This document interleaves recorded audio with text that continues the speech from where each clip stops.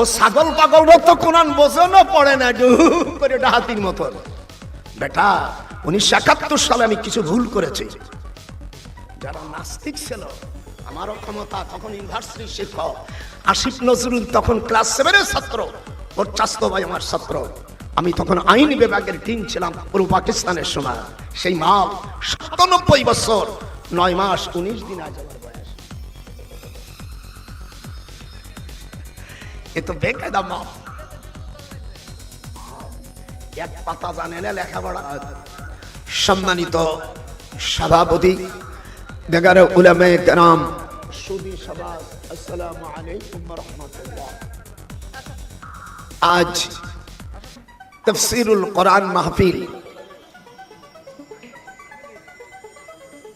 কোরআন মাহফিলে এই কোরআনের তাফসীর করতে গেলে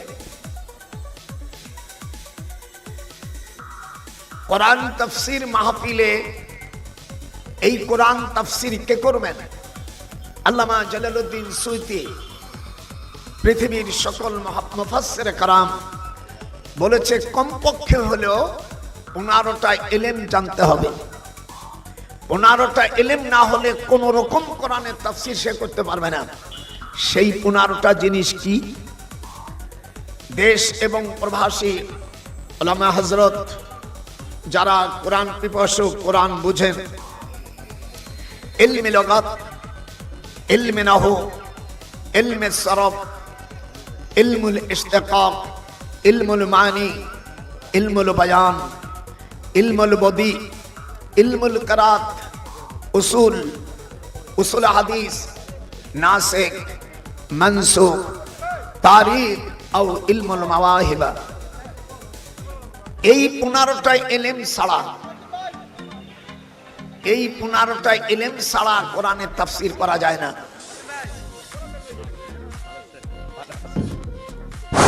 তো আমাদের মাঝে উপস্থিত হয়েছেন প্রধান অতিথি জনাব জাহাঙ্গীর আলম, সাবেক দুপচাঁচা পৌরসভা। আরও উপস্থিত রয়েছেন আমাদের মাঝে আউযু বিল্লাহি মিনাশ শাইতানির রাজিম, বিসমিল্লাহির রহমানির রহিম। সম্মানিত উপস্থিতি, আমরা প্রত্যেকে আল্লাহ তাআলার শুকরিয়া আদায় করি। সকলে বলে একটু জোরে সোরে আলহামদুলিল্লাহ। শেষের সামনে সূরা আল মুমিনুন, এই সূরাটা মক্কা শরীফে নাযিল হয়েছে। কোরআন শরীফে 114টা সূরা, 114টা সূরার মধ্যে 86টি সূরা নাযিল হয় মক্কায়। কোথায়? একটু জোরে বলুন, কোথায়? একজন মুসলমান হিসেবে এগুলো জানা দরকার। আর 28টি সূরা নাযিল হয় মদিনা শরীফে। 28টি সূরা নাযিল হয় 10 বছর 2 দিন। আর মক্কা শরীফে বাদ বাকি 23 বছর 8 দিন। 114টা সূরা। আমি যখন পিএইচডি করি ডক্টরেট মদিনা বিশ্ববিদ্যালয়, অবশ্য আমি 1966 ঢাকা বিশ্ববিদ্যালয় আইন ও বিচারে এমএ পাশ করে আমি লন্ডনে পড়াশোনা করি। আমার আব্বার ওনার আশা ছিলেন ফরিদপুর জেলার মধ্যে সর্বপ্রথম পিএইচডি ধারী আমার আব্বা ক্যালকাটা ইসলামী ইউনিভার্সিটির প্রথম উনি শিক্ষক ছিলেন। তো আল্লাহ তাআলা তার সন্তান হিসেবে আমার মামা আমার আব্বাকে বলছিলেন, তোমার এই ছেলেকে আলেম বানাইতে হবে। আপনারা জানেন বাংলাদেশের মধ্যে সবচেয়ে বড় আলেম কেডা বলতে পারেন?